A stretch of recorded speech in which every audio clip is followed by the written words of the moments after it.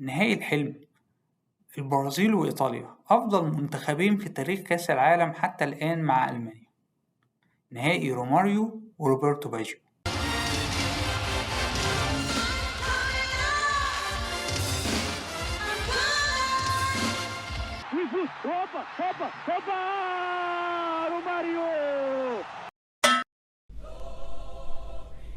وصلنا للنهائي بين البرازيل وإيطاليا، أكتر فريقين كانوا واخدين كأس العالم وقتها.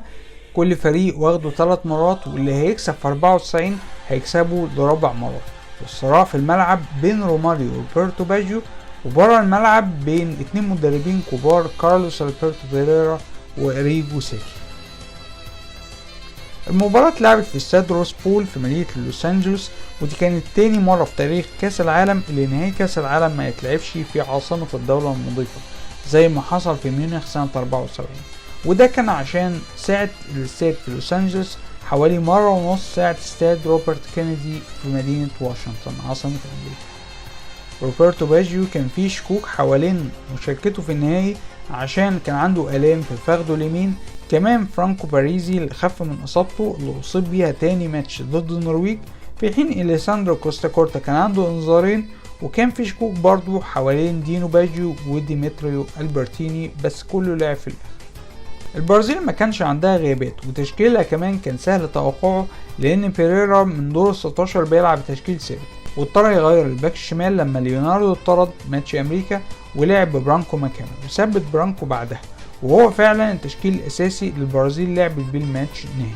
إيطاليا تشكيلها طول البطولة ما كانش ثابت، بس تشكيل النهائي كان شبه تشكيل قبل النهائي ضد بلغاريا، يمكن ما عدا دانييلي ماسارو المهاجم اللي لعب مكان كازيراجي، وباريزي اللي لعب مكان كوستا كورتا الموقوف. بناء على رغبة شركات البث التلفزيوني، الماتش اتلعب الساعة 12:30 الظهر بتوقيت لوس أنجلوس عشان الجمهور في أوروبا يقدر يتابع. يعني أنا فاكر إن الماتش اتلعب الساعة 11 بالليل بتوقيت مصر، فهو بالنسبة لنا في مصر ما كانش ينفع يكون بعد كده، بس التوقيت المبكر ده خلى الماتش يتلعب في درجة حرارة 36 وشمس شديدة الحرارة ورطوبة 70%.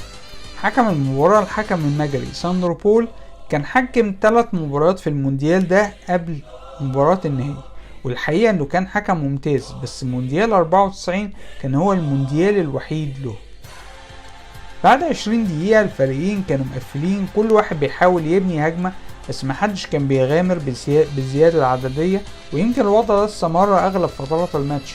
النهائي كان بين فريقين تقال، محدش عايز يضيع فرصة انه يكسب كأس العالم بسبب اندفاع او اي خطأ. جورجينيو الباك اليمين بتاع البرازيل اصيب من غير ما حد يلمسه، واضح ان جاله شد من الاجهاد طوال البطولة، فخرج ونزل مكانه كافو ايامها كان احتياطي لسه، وعنده 24 سنة وبيلعب في الدوري البرازيلي شوية. وبرضه الباك اليمين لإيطاليا روبرتو موتزي خرج لنفس السبب، ونزل مكانه لويجي أبولوني.